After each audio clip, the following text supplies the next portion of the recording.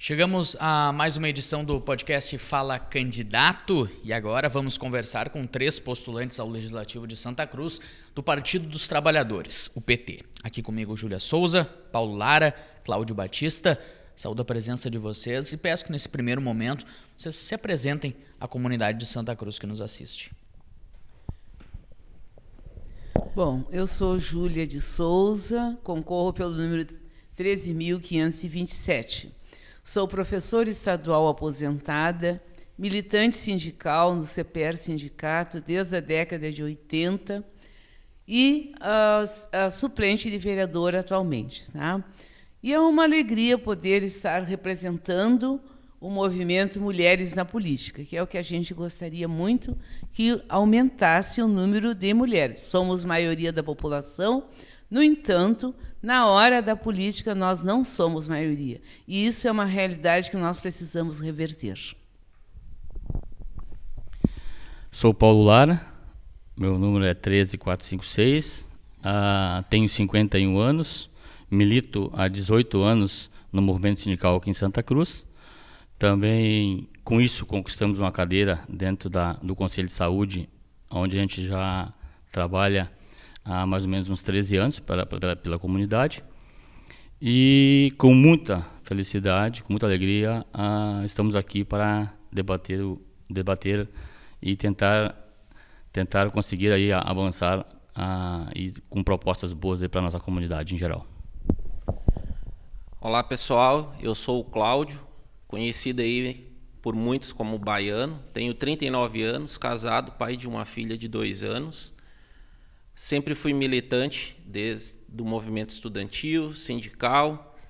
Trabalhei vários anos em empresa privada, aproximadamente 14 anos. Taxista e hoje atuo também como advogado há 4 anos e meio. Sempre milito em defesa de uma qualidade de melhor trabalho para todos os trabalhadores, questão de mobilidade urbana. E não tem uma pauta específica, até porque a proposição, a finalidade de um candidato, de um vereador, é para fiscalizar e legislar em prol da comunidade do município. Gostaria de iniciar agora esse nosso bate-papo, essa nossa troca aí de assuntos, quanto ao que a comunidade de Santa Cruz pode esperar dos senhores caso eleitos. Bom, eu tenho uma história de militância, porque política não se faz apenas com mandato. Se faz no dia a dia, no movimento sindical, no trabalho da gente.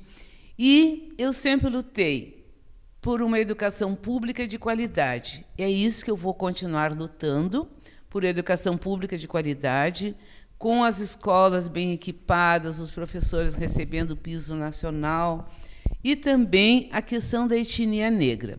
Nós temos uma lei, a 10.639, que já tem alguns anos, que fala dos estudos afro na escola. Mas a gente ainda tem muitos problemas com relação a isso, e este ano a gente teve o triste episódio na escola, né, Ernesto Alves, com o livro O Avesso da Pele, né, sinal de que esse tema não está tão tranquilo dentro das escolas.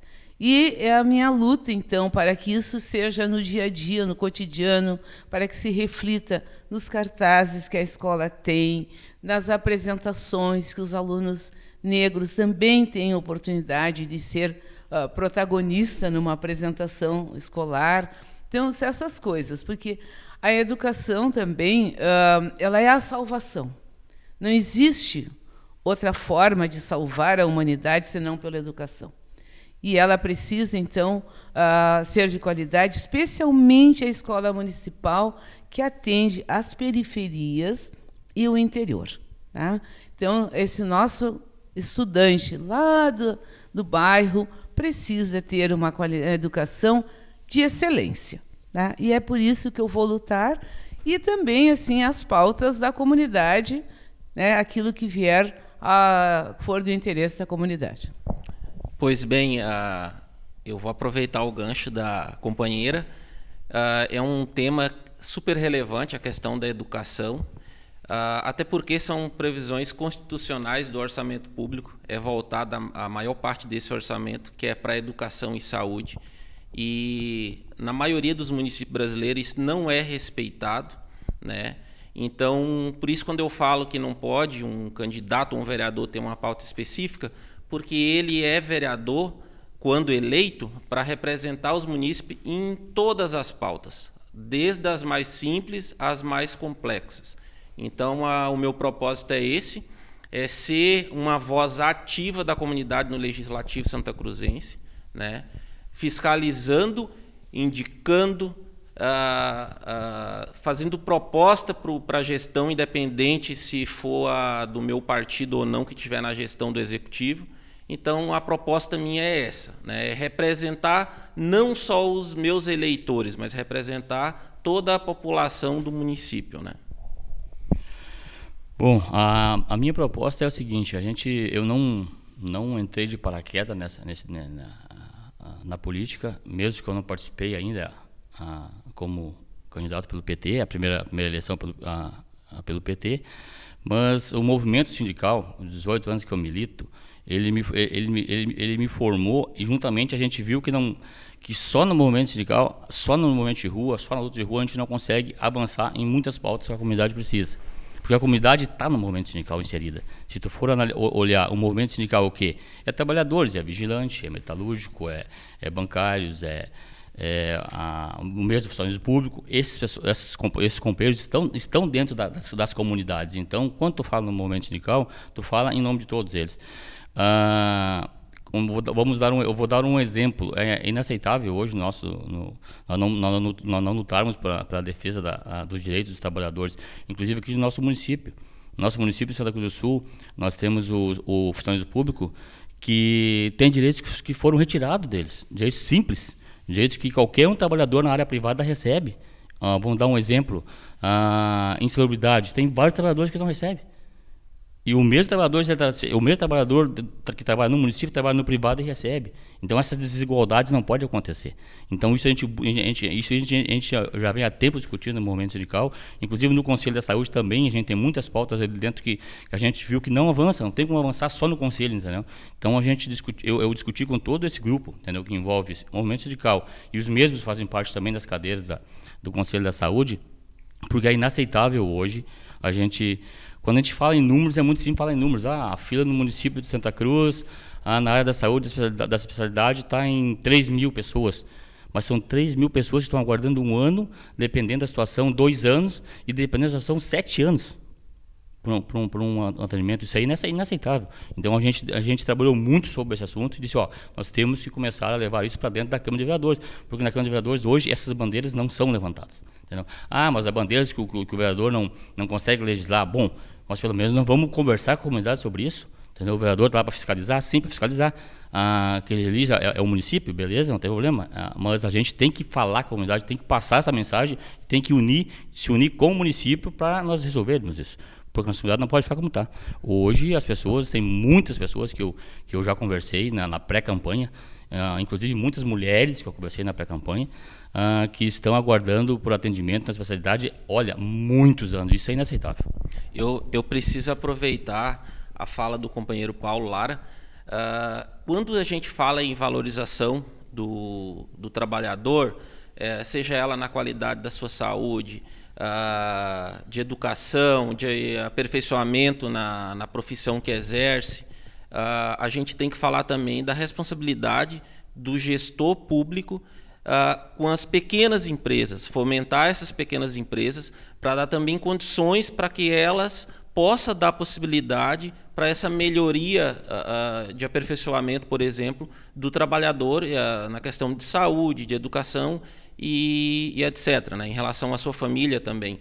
Então, essa é uma parte também que o legislador pode auxiliar, pode exigir, pode cobrar junto com a comunidade para também fomentar essa economia, manter a empresa capacitada para que ela também faça uma boa gestão em relação à qualidade de trabalho dos seus colaboradores, né? Esse é o meu ponto de vista. O Paulo puxou a questão da saúde, e a saúde está ligada à educação. Hoje nós temos uma grande quantidade de crianças com transtorno de espectro autista, um TEA. Só que essas crianças têm muitos direitos. As famílias também têm. Mas, para que elas possam ter esse direito, elas têm que ter o diagnóstico. E o diagnóstico é feito por um neurocirurgião. E quando eu estava na ativa, na escola estadual, a gente via a dificuldade das mães de conseguirem a consulta para obter esse atestado, o que vai dar direito à sala de recurso na escola, vai dar direito a atendimento de fono, de psicopedagoga. E este ano eu participei de um evento também sobre a questão do autismo, e as mães se queixando da dificuldade que tem para obter esse laudo. A dificuldade que tem de conseguir uma consulta que dê direito, porque essa criança vai ganhar, ela pode pedir uma identificação, que é um colar, aquele colar de quebra-cabeça, né? E tem ainda o colar de girassol para indicar que ela tem um transtorno oculto. Isso se faz necessário, porque essa pessoa vai entrar no mercado de trabalho. E quando ela entra no mercado de trabalho, se ela tem essa identificação, a comunidade vai ter mais tolerância com ela. Tá? E eu tenho um caso de uma pessoa que não conseguiu ainda, adulto, quarentão, não conseguiu a identificação, e aí, às vezes, tem uma reação e a população vai reclamar para o gerente que aquela pessoa teve uma reação assim. Se ela tivesse a identificação, a pessoa ia saber, não, com essa pessoa eu vou ter que ter mais tolerância. Então, essa questão da educação especial está muito relacionada com a saúde, porque a família, para ter o atendimento especializado, ter professor de sala de recursos, ter atendimento psicopedagógico, né, ela precisa ter esse laudo. Nós temos um centro de atendimento ao autista. É outra questão que me preocupa. Se eleita for, vou visitar, conhecer o funcionamento desse centro para defender que tenha profissionais na quantidade necessária da demanda. Porque uma criança com transtorno de fala não pode ter um atendimento quinzenal com a fono. Ela precisa, no mínimo, semanal. Sabe? Então, é preciso ter também profissionais que atendam a demanda. Então, existe o centro, mas eu tenho muita preocupação com o centro. Às vezes, eles existem, mas não conseguem dar conta da demanda. Isso é uma coisa que, se eleita for, eu quero assumir, porque é bem delicado. Paulo, pode completar. Só para completar ali rapidinho sobre a saúde ali. Acaba acontecendo, que eu não sei o que está acontecendo no nosso município, que se cria UPAs, entendeu? Se cria hospitalzinho, e se terceiriza a administração, e da mesma forma estão fragilizando os postos de saúde que tem nos bairros. Eu vou dar um exemplo no bairro que eu moro, o bairro Schultz. O bairro Schultz é um posto que tinha atendimento, hoje trabalha com agendamento de consulta. Então, isso traz mais transtorno para a comunidade ainda. Faz a comunidade ter que se deslocar a outros bairros distantes, entendeu? E não tratar a saúde, tratar só aquele sintoma. Então, essa parte é bem complicada. E voltando ali à fala, quando eu falei, eu tenho que explicar um pouco rapidinho sobre o negócio do funcionamento público, dos direitos que eles perderam. Nós não podemos aceitar, porque eles trabalham para a gente. Eles são funcionários públicos, então eles dão o melhor deles possível na área, inclusive na área da saúde, dentro dos postos de saúde, nos colégios e tal. E como aí o município se baseia, quando a gente discute com eles em assembleia, em movimento sindical, o município se baseia que tem um estatuto, não está no estatuto, mas como é que um município consegue criar uma ferramenta que retira direito da classe trabalhadora, entendeu? E nem o vereador, até hoje não se debate isso na Câmara dos Vereadores. Esse documento tem que ser revisto, entendeu? E é fácil de ser revisto, é um documento que se cria. Toda lei tu cria e tu pode modificar ela. Então é inaceitável essa desculpa de não está no estatuto. Bom, aí é difícil a gente trabalhar quando tu se abraça num documento para não respeitar o direito da classe trabalhadora. Eu preciso pegar um gancho na fala do Paulo, que daí que eu trago para a comunidade a importância de tu escolher os seus representantes no legislativo. Às vezes o gestor público se ampara numa legislação que foi aprovada lá na Câmara Legislativa. Então, ele está amparado legalmente para restringir o seu direito ali por uma questão que ele desenvolveu ali, um trabalho político, né, em desfavor do cidadão ali. Então, legalmente está tudo certo, né? Então, aí a importância de tu ter, cidadão santacruzense, uma boa análise em quem votar, em quem escolher para te representar no legislativo. Sobre essa questão do cidadão, né, do cidadão escolher bem, muitas pessoas falam em estar cansadas da política, né? Falam até algumas em não votar porque estão desiludidas com o que vem acontecendo. O que vocês pensam, o que vocês diriam para essas pessoas a respeito desse tema, do cansaço de pessoas na política? Essa pergunta foi boa, porque por isso que eu digo, eu estou há muito tempo trabalhando e vendo, e acompanhando e ouvindo esse tipo de coisa. Então, no nosso movimento, nas nossas reuniões que a gente teve, a gente vê muitos trabalhadores dizendo, bom, a gente não tem opção, entendeu? A gente está cansado de votar e não muda.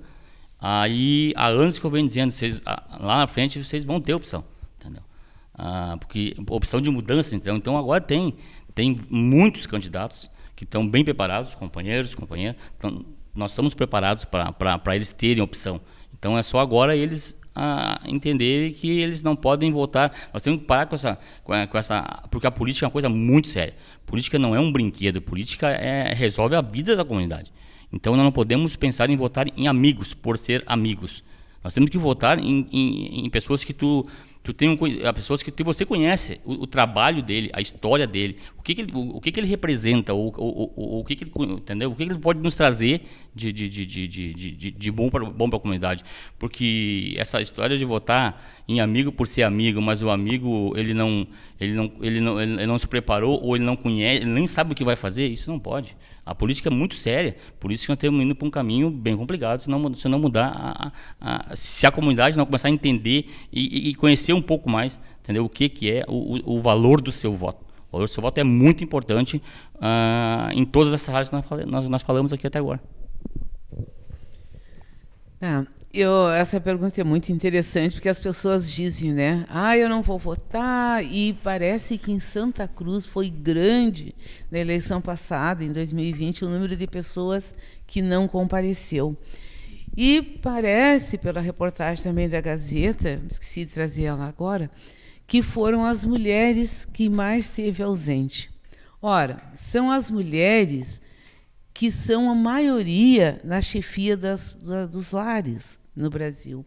Então, nós precisamos trazer as mulheres para a eleição, que elas escolham pessoas comprometidas com as suas pautas, né, que é a questão da dignidade do trabalho, a questão da oportunidade, da educação de tempo integral para que ela possa trabalhar, né? Então, são questões que precisam ser debatidas.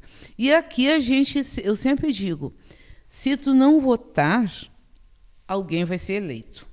E, de repente, o eleito não vai pensar em ti. Então, eu acho que a gente... mas não importa, eu vou lá, eu faço a minha parte. Eu disse que eu não queria X e Y, que eu queria A. Mesmo que o A não tenha sido eleito. Mas eu acho que a quantidade de votos que A recebe em relação a X e Y vai fazer com que X e Y pense que eles não estão tão donos do campinho. Então, é preciso, sim, comparecer às urnas, e isso eu peço, assim, que eu convoco, né, todos os eleitores, especialmente as mulheres. E dentro desse público, eu brinco sempre que eu tenho que convencer o meu eleitorado a votar, porque o meu eleitorado já não precisa mais votar. Quem tem mais de 70 anos não precisa votar. Então, eu brinco, né, que eu tenho que convencer os meus eleitores e eleitoras a irem às urnas, as mulheres e os homens com mais de 70 anos, para que escolham. Porque, assim como a gente tem duas partes da vida que precisa muito de política pública. É no início, na infância, tá? E depois na velhice. Os idosos precisam de políticas públicas e nós não temos suficientemente políticas públicas aqui em Santa Cruz. Tem alguns centros que os idosos vão lá, mas um centro de atendimento, o idoso precisa de muitas especialidades médicas, sabe? Então, tem que haver um centro onde o idoso vá lá e possa encaminhar todos os exames, todas as consultas que precisa, sabe? Então, nesse sentido também é outra pauta que eu tenho, a população 60 mais, sabe? E ela está muito bem representada no programa de governo do João Pedro e da Marta. Isso eu quero dizer para a população. Vocês podem acessar o nosso programa de governo, porque estão muito bem representadas a população 60 mais. Há propostas bem interessantes que a gente gostaria que vocês conhecessem e fossem às urnas votar. Pois bem, como a companheira falou, o número de abstenções nas últimas eleições, elas nacionais e municipal também, a nossa aqui especificamente, teve um número muito alto, né? E a questão é, quem vota, mesmo que seja o número mínimo legal de voto, é aqueles eleitos que vão representar todos os demais. E, nessa perspectiva, eu peço que as pessoas participem da política de todas as formas possíveis, né? E, ao mesmo tempo, aqui já quero parabenizar todas as pessoas, todos os demais candidatos de todas as legendas que dispõem a participar desse processo democrático, né, que é representar todos os brasileiros, né? Isso tem que ter coragem, porque todos os candidatos sofrem algum tipo de preconceito, de alguma fala pejorativa, né? Então, é coragem, né? Tu acaba ficando muito exposto, tu, a família, né? E, como eu sempre falo, eu não tenho uma causa pessoal, não é ego, não é status, não é meu, é coletivo, é coletividade, né? Então as pessoas podem, já fui candidato na eleição anterior, as pessoas com certeza viram que eu não tenho nenhum propósito pessoal, né? Então as pessoas têm que participar desse processo eleitoral, participar da política. A gente vive política constante, dentro da nossa família, no local de trabalho. Não é só a política partidária. A política, ela é constante nas nossas vidas. É o que faz gerar todas as normas que regem uma nação organizada. Então, é super importante. Então, é nessa linha que eu peço, né, e me sinto preparado, como eu, na apresentação eu não disse, por isso que é 13 mil. Pode completar. Dentro desse rapidinho, só para complementar minha fala ali que eu falei antes, o que eu quis dizer para a comunidade também é o seguinte: a comunidade pergunta, às vezes não quer mais votar porque está decepcionada, mas nós temos que entender que tem muitas pessoas, como eu já falei, a gente se preparou para isso e tem mais pessoas preparadas para isso, e a gente, quando chega na Câmara de Vereadores, a gente se decepciona, porque a gente sempre com o movimento sindical lá lutando pela causa da comunidade, ou como pessoa normal, entendeu? Ou como conselheiro, ou como professora, ou como companheiro aqui, taxista e advogado, mas tu chega lá, tu depara com pessoas que nunca caminharam, nunca tiveram no movimento, acho que não sei como é que consegue, só pelo seu nome, entendeu? É isso que a comunidade tem que entender. A comunidade não pode votar em nome famoso, entendeu? Nós temos no município hoje pessoas que se elegem só pelo seu nome. Mas quem são as pessoas? O que eles vão trazer para a comunidade? É isso que a comunidade tem que pensar. A comunidade está cansada de votar, é porque, de repente, a comunidade não está entendendo de que forma tem que votar. O seu voto é muito importante, não pode cansar. Tem que continuar votando, mas com muita tranquilidade. Nós temos 30 dias aí para acompanhar os candidatos, a comunidade tem, para acompanhar os candidatos e ver, entendeu? Quem de fato já fez o que está fazendo da vida, ou se está preparado ou não, entendeu? Não, porque eu falei antes, não se vota em amigo, não se vota por votar no amigo. Se ele é amigo, ele está trabalhando, sim. Se ele tem se ele vai trazer alguma coisa para a comunidade, sim. Mas só por amizade e por nome famoso, aí nós chegamos onde nós estamos hoje. Mas eu preciso complementar, Paulinha, aqui a tua fala e alertar a população que tem candidatos com propósito. mas tem candidato que está procurando trampolim oportunista para cargo, né? Então, a população também tem que ficar esperta e analisar bem por esse motivo, né? Então, a gente não, essas pessoas é aquelas que não estão comprometidas, né, em fiscalizar, em legislar a favor da população. Ela está comprometida apenas com seu interesse pessoal. Foi trazido aqui a questão da política partidária, né? Vocês, Partido dos Trabalhadores, partido do presidente da República, Luiz Inácio Lula da Silva, com uma grande representatividade na Câmara dos Deputados, também na Assembleia Legislativa Gaúcha. Uma das atribuições do vereador é buscar recursos para o município, através via emendas de deputados, enfim. A comunidade pode esperar que vocês vão atrás desse tipo de recursos e como vocês pretendem estreitar relações com deputados, com o governo federal? Pois bem, o que acontece?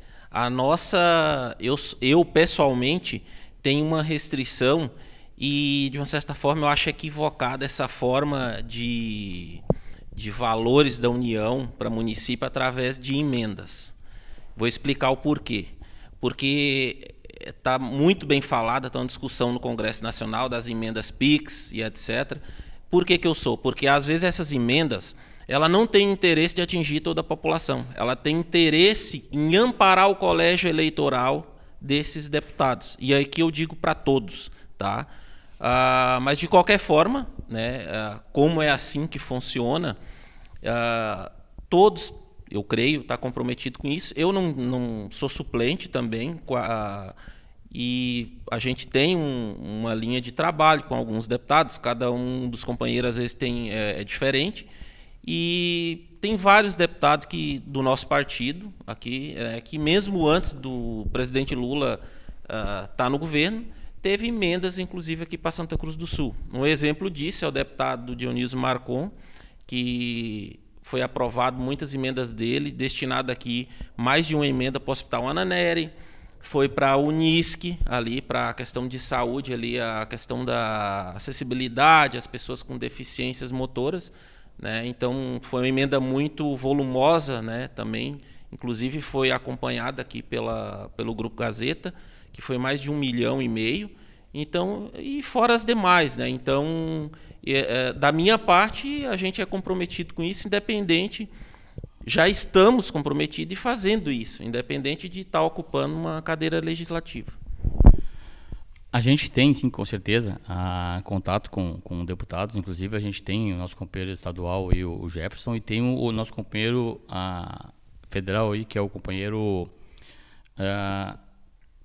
eu já vou falar o nome dele, que agora me deu um branco, mas eu conversei com ele há pouco tempo, inclusive eu vou lançar na minha página agora um vídeo que ele fala sobre isso, e eu disse para ele, companheiro, nós temos que trazer verbas, né? E ele se comprometeu em trabalhar para o município aqui, trazer verbas, inclusive essas verbas, tem muitas verbas que vêm carimbada, entendeu? Aí eles dizem que não conseguem trocar de setores as verbas, mas nós temos que começar também a carimbar verbas para o ser humano, porque não adianta só vir verbas para... Vou dar um exemplo da saúde, entendeu? Que eu estou focando mais agora nessas verbas que eu estou falando.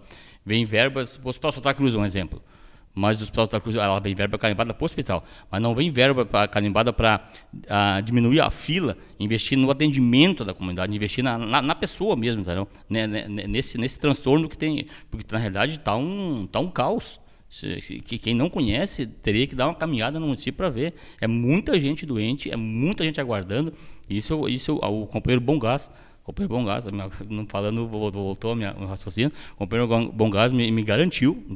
Depois eu vou lançar um vídeo dele na minha página. Ele fez um vídeo se comprometendo, conversando comigo sobre o que eu posso contar com ele, porque tem verbas que... A desculpa do município é isso: as verbas já vêm carimbadas, não pode usar em outras coisas. Mas espera um pouquinho. Dá para parar um pouco de trazer verbas somente para pintar a cidade, na realidade, pintar o centro, e pensar um pouco mais no ser humano, de fato. Esse é o princípio que nós vamos lutar, porque para o centro, entendeu, tem verba, para a periferia e para o ser humano não tem verba diretamente. Nós temos que mudar isso, com certeza. As emendas parlamentares, como o Cláudio disse, é o que temos no momento, mas eu acredito que elas têm que ser muito bem implementadas e com prestação de contas, e que elas sejam assim um recurso para ajudar o governo federal lá naquele município, sabe? Não para o seu curral eleitoral, porque o que acontece é isso: tu traz uma emenda mirabolante só para aparecer e atender o seu colégio eleitoral, no caso, tá? Mas eu acho que, mais do que as emendas parlamentares, que as pessoas são muito focadas, nós temos que pensar nas políticas públicas. Quais as políticas públicas que o governo federal tem e que podem ser trazidas para Santa Cruz? É isso que nós temos que trabalhar, tá? Para o bem da comunidade. O que tem de política pública para a população negra, para as mulheres, para as crianças, para os trabalhadores? Essas políticas públicas é que nós temos que trazer.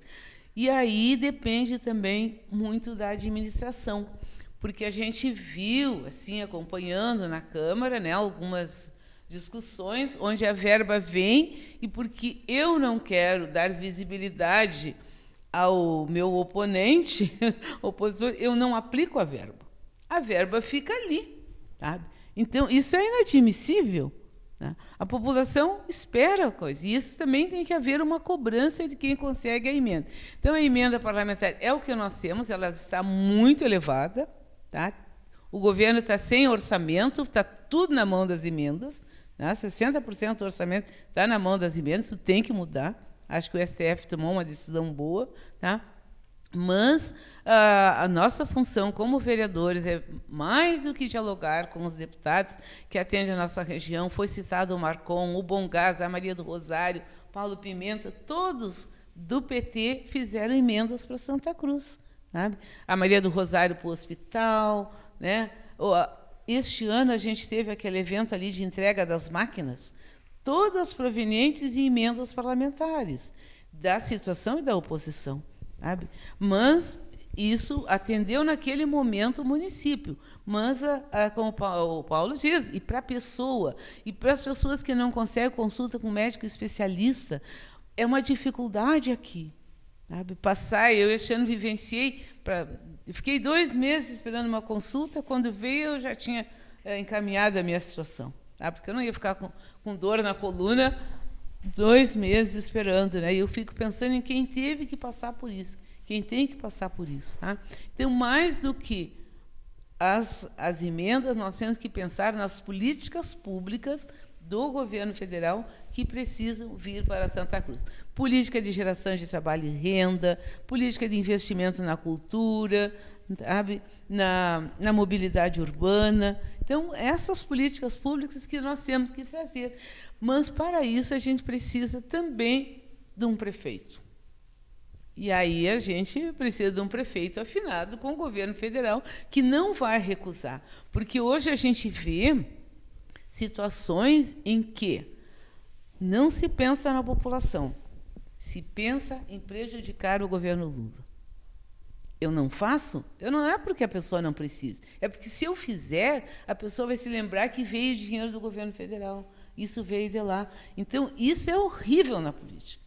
Isso é a pior coisa que pode existir. E, infelizmente, agora, com essa crise climática que nós tivemos, a questão das pessoas que tiveram seus processos de busca de recursos mal encaminhados, sabe? Então, isso é não querer que a população receba o que ela tem direito, sabe? Que foi destinado. Por quê? Porque eu vou dar visibilidade ao governo federal. A política não é para isso. Eu preciso pegar um gancho da companheira Júlia, que é o seguinte: nós temos que falar que Santa Cruz do Sul, a sua gestão não se resume apenas em verbas da União, né, e nem de emendas parlamentares. Nós temos um orçamento, um dos maiores dos municípios aqui do Rio Grande do Sul, né? O nosso PIB aqui é altíssimo, então eu acho que tem que ser melhor gerido essa nossa riqueza dos pagadores de impostos, né? E eu falo isso porque a gente tem que pensar numa cidade para o futuro. Quando eu falo isso, é investimento na agricultura familiar, que é quem mata a fome de todos, né? Que a nossa alimentação, a maior parte dela não é do grande produtor rural, ela é da agricultura familiar. Eu acho que falta muito investimento nessa parte. A gente tem outro problema gravíssimo, né? Isso eu tenho propriedade para falar, inclusive em momentos que eu, como membro do Conselho Municipal de Trânsito, já levei e, inclusive, fui até meio que intimidado por um representante de uma certa secretaria quando eu indaguei dos corredores viários da cidade, né, que tinha que ser feitos. Tem que ser feitos, não foram feitos. Eu vou dar um exemplo do bairro que eu moro, que é a linha Santa Cruz. A gente tem apenas uma entrada e saída do bairro. Então, é inadmissível, né? E é acesso para um distrito também, né, que vai para Monte Alverne e demais localidades do interior.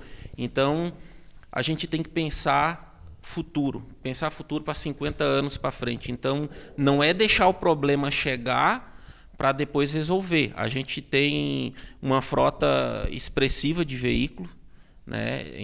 Mais de 100 mil veículos aqui no município, né?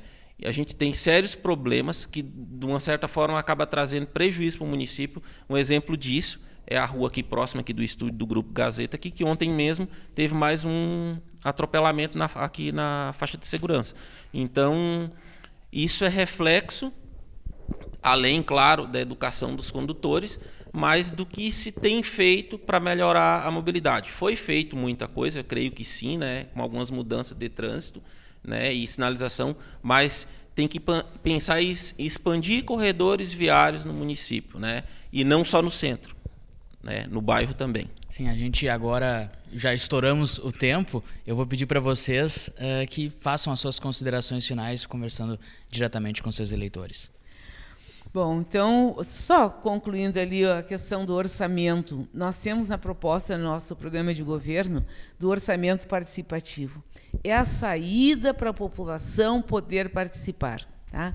Por isso eu convido, então, todos os eleitores, desde os 16 até quando puder caminhar, não é? Comparecer às urnas e escolher o seu candidato.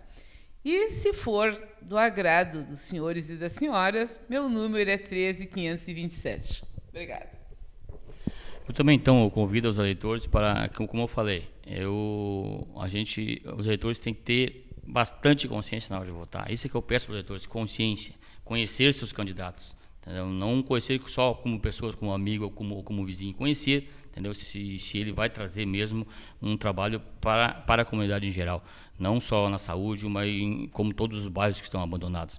E então a gente pede para os eleitores procurem conhecer, procurem saber disso, observar isso, porque o voto de cada eleitor é um voto muito caro, porque é com esse voto que tu vai mudar a sociedade. Então, convido os companheiros para acompanhar o meu trabalho, entendeu? E se achar que eu estou trabalhando de fato para a comunidade e achar que eu vou agregar para o município, é Paulo Lara 13456. Pois bem, eleitor santacruzense, mais uma vez aqui é Cláudio, conhecido como Baiano. O meu propósito é ser sua voz representativa no Legislativo santacruzense. Estou fazendo uma campanha com o pé no chão, sem gastos exorbitantes, até porque não tenho para isso, e também em respeito ao meio ambiente, em respeito a você, pagador de imposto, né? E para se sentir bem representado, né, me dispus mais uma vez aqui a ser candidato. Fui candidato na última eleição. Agradeço a todos que votaram em mim e peço que, se puder, repetir o seu voto, se puder me ajudar nessa caminhada, solicitando e me apresentando para outras pessoas do seu núcleo de convivência. Estou à disposição e, se for merecedor da sua confiança, do seu voto, peço seu voto. Meu número é 13.000 para vereador e para prefeito é João Pedro e Marta 13. Muito obrigado. Encerramos mais uma edição do podcast Fala Candidato. Conversamos com 3 postulantes ao Legislativo do PT. Voltamos na sequência com candidatos do partido Podemos.